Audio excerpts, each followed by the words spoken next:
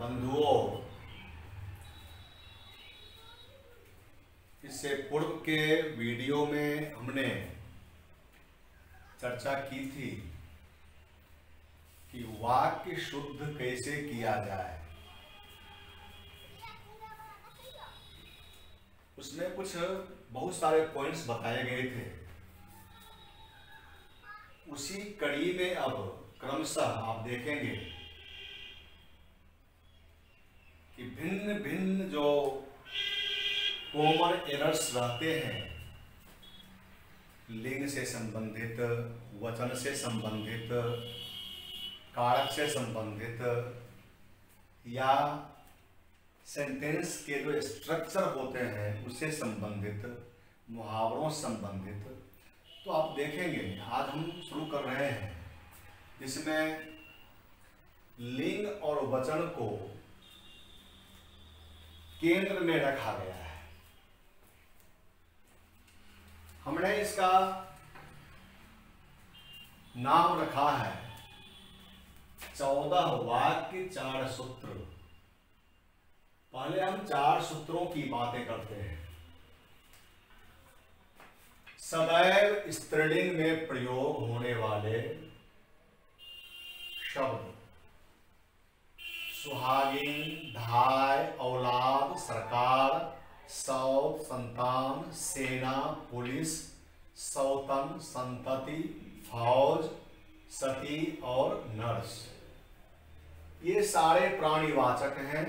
इनका प्रयोग हमेशा स्त्रीलिंग में ही होता है, इसका पुल्लिंग रूप नहीं बनता।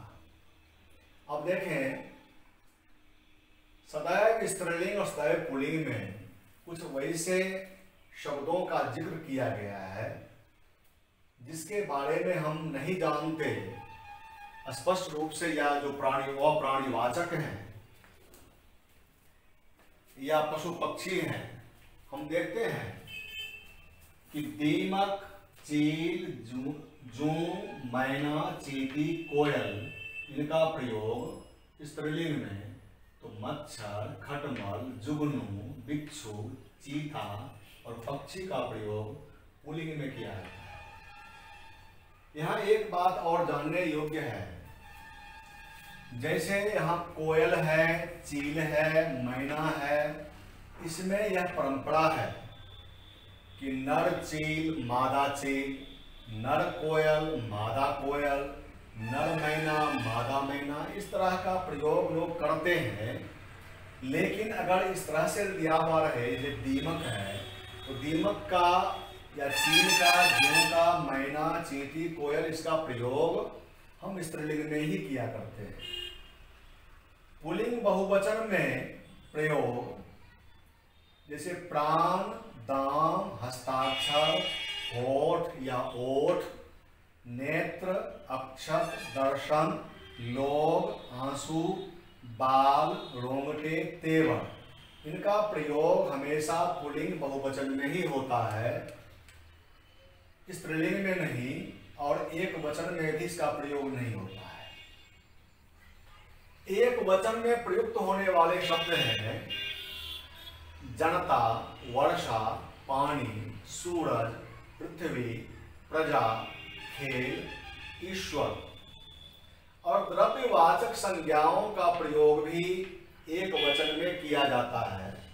लेकिन एक बात जानने योग्य है कि यदि द्रव्यवाचक संज्ञाओं के प्रकार की बात की जाए, अलग अलग उसके प्रकार की बात करें, तो द्रव्यवाचक संज्ञाओं का प्रयोग बहुवचन में भी किया जा सकता है, होता है। यहां एक शब्द देख रहे हैं आप, ईश्वर। ईश्वर के लिए या ईश्वरवाची शब्दों के लिए हमेशा एक वचन, मध्यम पुरुष एक वचन का प्रयोग किया जाता है। उसके लिए तू का प्रयोग होता है, वह तू का होता है। अब अलग अलग हम वाक्य देख रहे हैं, इससे संबंधित ही वाक्य आपके सामने दिए गए हैं।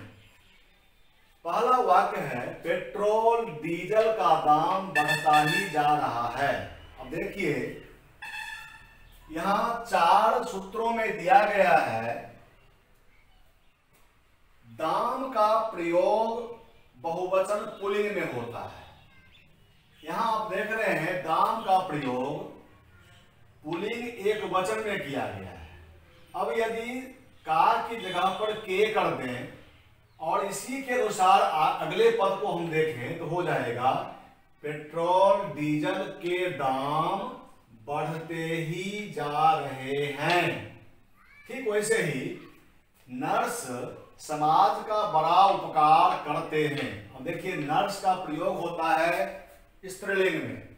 यहां देखें आपका लिखा हुआ है नर्स का प्रयोग स्त्रीलिंग में होता है, सदैव स्त्रीलिंग में।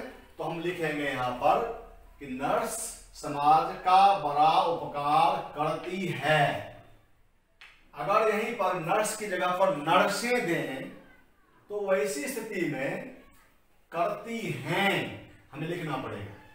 अगला, अपने संतान को सुसंस्कार दो। अब देखिए संतान का प्रयोग स्त्रीलिंग में होता है। पहला जो सूत्र है दिया हुआ है संतान का प्रयोग स्त्रीलिंग में करते हैं, इसलिए हम यहाँ अपने की जगह पर अपनी का प्रयोग करें। अपनी संतान को सुसंस्कार दो। अगला देखिए फौज। फौज भी स्त्रीलिंग में प्रयुक्त होने वाला शब्द है, इसलिए भारत की फौज बहुत ताकतवर है। अगर यहां होता है रहता तो हम लिखते भारत की फौज बहुत ताकतवर होती है, लेकिन यहां है दिया हुआ है तो इसमें केवल है को हम है ही रहने दें, यूं ही छोड़ दें। सिर्फ हम का की जगह पर की का प्रयोग कर दें। अगला देखें, हे ईश्वर अब आप ही राह दिखाएं। हमने बताया था आपको कि ईश्वरवादी शब्द का प्रयोग एक वचन में होता है, यहां बहुवचन में प्रयोग किया गया है। आपको लिखना होगा हे ईश्वर अब तू ही राह दिखा। अब तू ही राह दिखा ऐसा प्रयोग होगा। अब आप ही राह दिखाएं ऐसा नहीं, ये गलत है। इस साल अच्छी वर्षाओं की संभावना है। देखिए वर्षा का प्रयोग एक वचन में किया जाता है। हम लिखेंगे यहां पर इस साल अच्छी वर्षा की संभावना है, वर्षाओं नहीं वर्षा की। अगला, झारखंड में कई प्रकार का कोयला पाया जाता है। अब कोयला है द्रव्यवाचक संज्ञा, और आपसे बात की गई कि यदि द्रव्यवाचक संज्ञा का प्रयोग यूं ही हो तो वह एक वचन में आएगा, प्रयोग होगा उसका। अगर वह उसके प्रकार की बात हम करते हैं तो निश्चित रूप से हमें उसका प्रयोग बहुवचन में करना चाहिए। अब यहां देखिए प्रकार की बात की गई है तो हम लिखेंगे कि झारखंड में कई प्रकार के कोयले पाए जाते हैं। लेकिन अगला सेंटेंस आप देखिए यहां पर 12वां सेंटेंस है, यहां भी लोहा द्रव्यवाचक संज्ञा का प्रयोग किया गया है, लेकिन यहां इसके प्रकार की बात नहीं है। और लिखा हुआ है कि सिंहभूम में बहुत लोहे मिलते हैं, यह गलत हो जाएगा। हमें लिखना होगा सिंहभूम में बहुत लोहा मिलता है।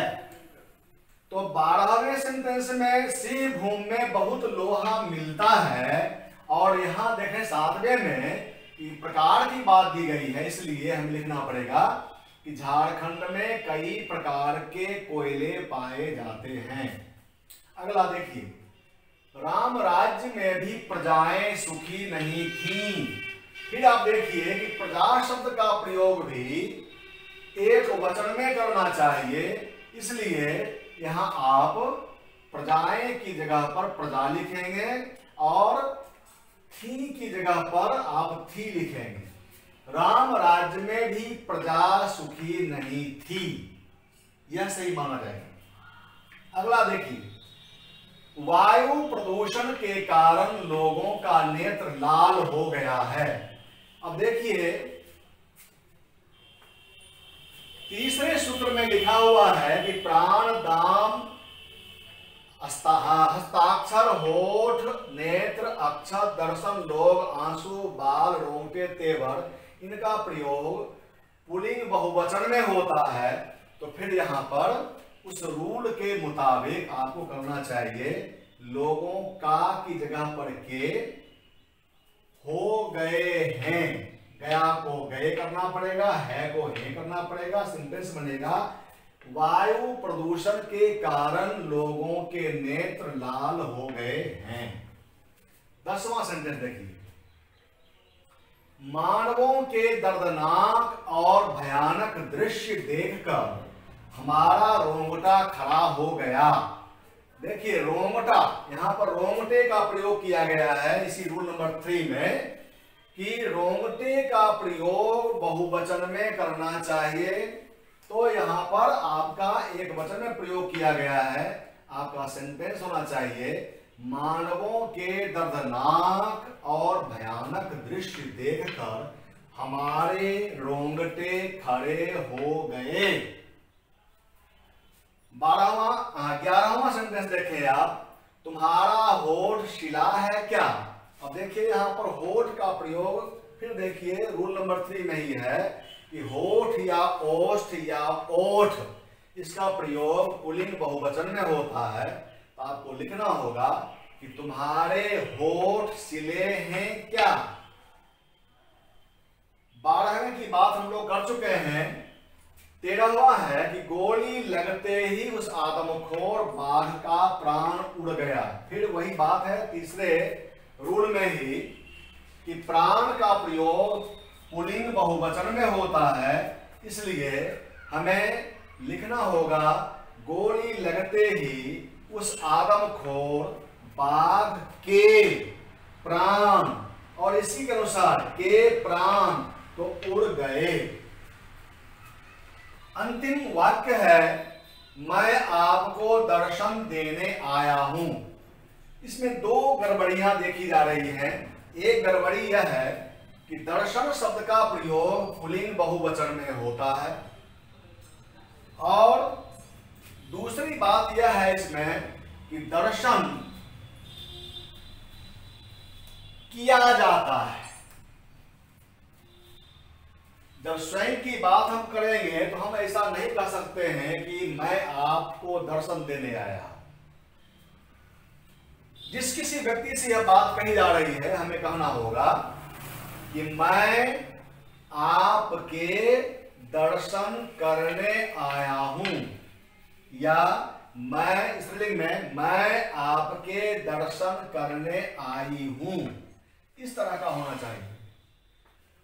तो इन 4 सूत्रों को हमेशा ध्यान में रखेंगे तो निश्चित रूप से लिंग और वचन से संबंधित जो कॉमन एरर्स रहते हैं, मैं पहले ही कह चुका हूं कि उस तरह के सेंटेंस की बात ही की जाती है जिसमें कुछ न कुछ जो है राज छुपा हुआ रहे, रहस्य छिपा हुआ रहे, या कुछ न कुछ उस तरह की का लोच देखने को मिले जिस पर सहज रूप से लोगों का ध्यान नहीं जाता है। तो उसी तरह के वाक्य आपको परीक्षा में पूछते हैं, प्रश्न आते हैं। तो ये 4 वो सूत्र हैं, सदैव स्त्रीलिंग में प्रयुक्त होने वाले प्राणीवाचक शब्द, सदैव स्त्रीलिंग और सदैव पुल्लिंग में प्रयुक्त होने वाले शब्द, पुल्लिंग बहुवचन में आने वाले, एक वचन में प्रयुक्त होने वाले, और प्रकार की बात रहने पर द्रव्यवाचक संज्ञाओं का प्रयोग एक बहुवचन में, और प्रकार नहीं रहने पर द्रव्यवाचक संज्ञाओं का प्रयोग एक वचन में होता है। तो ये 4 सूत्र आप ध्यान रखेंगे, और लिंग वचन से संबंधित जो प्रश्न रहेंगे, वाक्य रहेंगे, इन 4 सूत्रों को ध्यान में रखते हुए अगर उसका आकलन किया जाए, देखा जाए, तो निश्चित रूप से अशुद्धियां बहुत ही कम मिलेंगी, कम होंगी। आप सहज रूप में वाक्य को शुद्ध कर सकते हैं, या कॉमन एरर कहाँ है पकड़ सकते हैं। चलिए आज के लिए इतना ही। बहुत बहुत धन्यवाद।